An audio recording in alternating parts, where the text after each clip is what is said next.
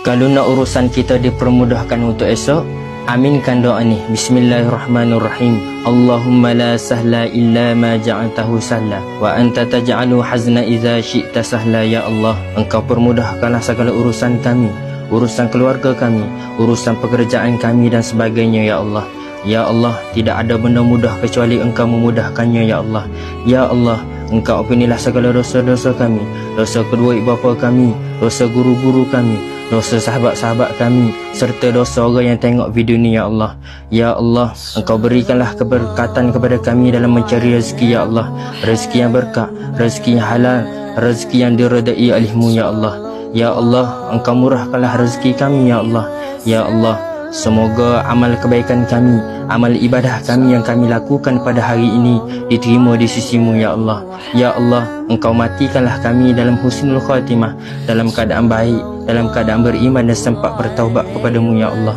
ya Allah, jadikanlah hari ini lebih baik dari semalam dan esok merupakan hari yang terbaik bagi kami. Ya Allah, Rabbana atina fid dunya hasanah wa fil akhirati hasanah wa qina azabannar walhamdulillahi rabbil alamin.